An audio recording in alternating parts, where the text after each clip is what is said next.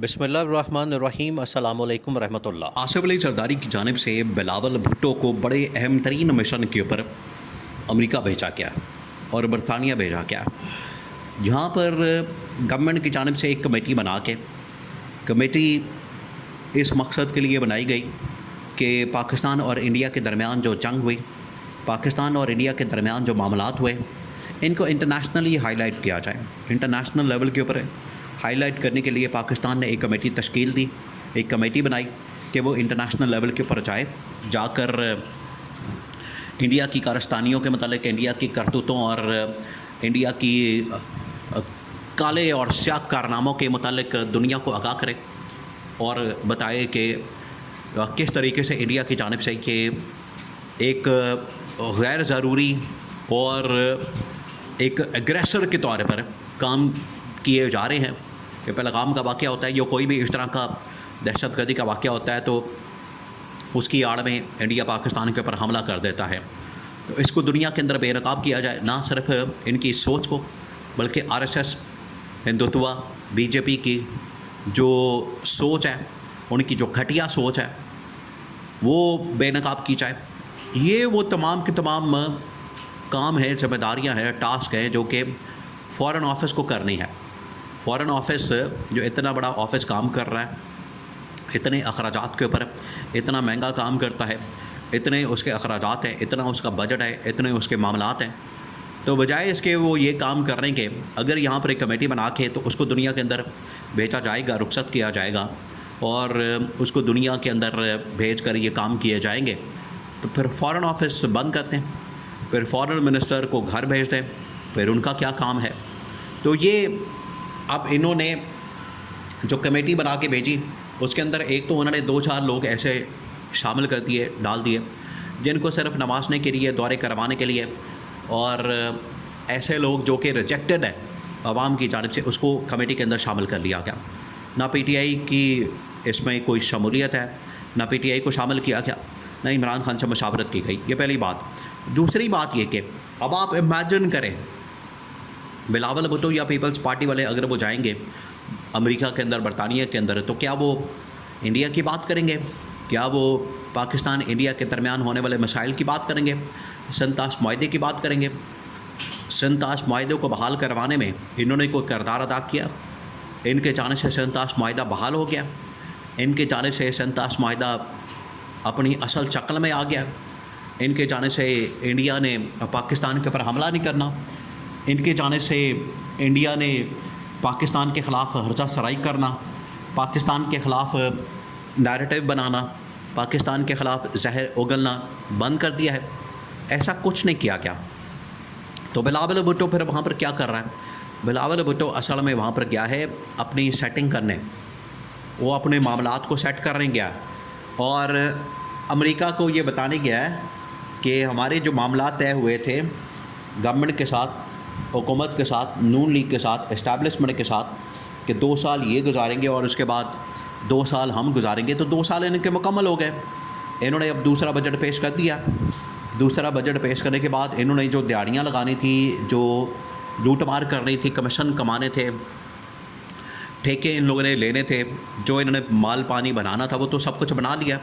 तो अब 2 साल हमारी बारी है। अब 2 साल हमें हुकूमत करने की मौका दिया जाए, चांस दिया जाए और जो वादे के मुताबिक मामलात थे वो तय किया जाए।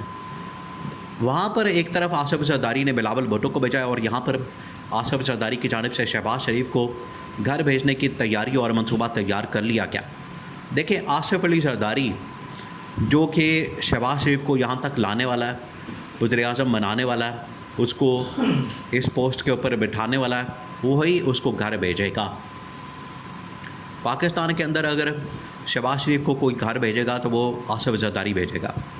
आसिफ जरदारी इसके ऊपर काम कर रहा है। आसिफ जरदारी की जानिब से इसके ऊपर काम किया जा रहा है कि हमने शहबाज शरीफ को घर भेजना है, शहबाज शरीफ की छुट्टी करानी है और शहबाज शरीफ की छुट्टी करा के या तो पीपल्स पार्टी की गवर्नमेंट बनानी है या फिर कम से कम नून लीग की छुट्टी करा के अगर पीटीआई को चांस दिया जाए, पीटीआई को मौका दिया जाए, क्योंकि पीपल्स पार्टी के पास तो इतना नंबर गेम नहीं है, पीपल्स पार्टी के पास तो इतनी सीटें नहीं हैं पीपल्स पार्टी के पास तो इतना बड़ा नंबर नहीं है कि वो ख़ुद अपने तय हुकूमत बना सकें, अपने सर पर हुकूमत बना सकें। उनको आखिरकार किसी न किसी इत्तेहादी की ज़रूरत है, पार्टनर की ज़रूरत है, उसको किसी न किसी पार्टी के साथ इत्तेहाद करने की ज़रूरत है।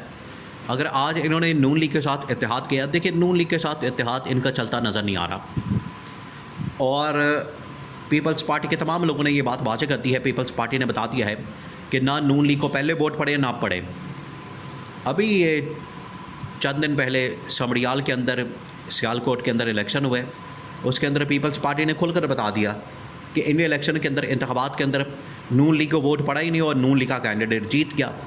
असल में तो इन लोगों ने मौका किया था कि ये वाला इलेक्शन भी पीपल्स पार्टी को दिया जाएगा, ये वाला इलेक्शन भी पीपल्स पार्टी को यहाँ पर कैंडिडेट जितवाया जाएगा। लेकिन ना पीपल्स पार्टी का कैंडिडेट जितवाया गया, बल्कि उल्टा 2 नंबरी करके धोखेबाजी से नून लीग ने अपना कैंडिडेट यहाँ पर कामयाब करवा लिया। तो पीपल्स पार्टी और नून लीग तो आपस में एक दूसरे के ख़िलाफ़ हो चुके हैं।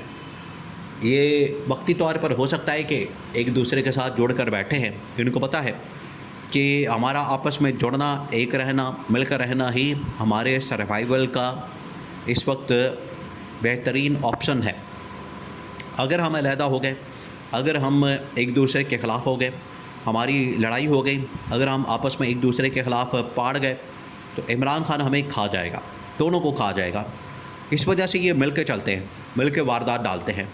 लेकिन अब पीपल्स पार्टी का चलना बड़ा मुश्किल नज़र आ रहा है। पीपल्स पार्टी अब जा रही है इत्तेहाद तोड़ने की तरफ, अलग होने की तरफ, हुकूमत से अलहदा होने की तरफ। और हुकूमत से अलहदा होने की सूरत में या तो फिर ये PTI को ऑफ़र करेंगे कि आप ओहदा सदारत भी संभाल लें, गवर्नमेंट भी संभाल लें, वज़ीर आज़म भी बन जाए, या फिर पीपल्स पार्टी को सपोर्ट करें और पीपल्स पार्टी ये तमाम के तमाम फ़ैसले करे, गवर्नमेंट भी ले ले और ओहदा सदारत भी ले ले।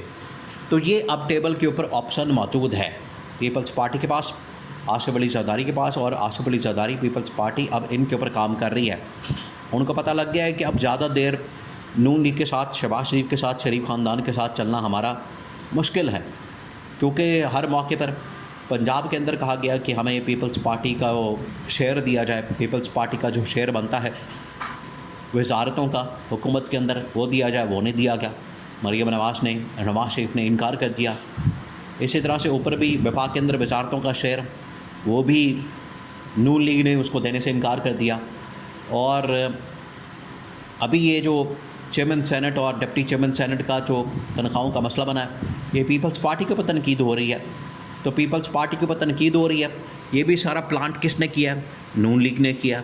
और इसका नोटिस किसने लिया? नंबर कौन टांग रहा है? शहबाज शरीफ टांग रहा है। तो ये इख्तलाफात, बुनियादी इख्तलाफात की पीछे वजूहात है, जिसकी वजह से पीपल्स पार्टी तो अब किसी सूरत इस हुकूमत के साथ नहीं चलना चाहती।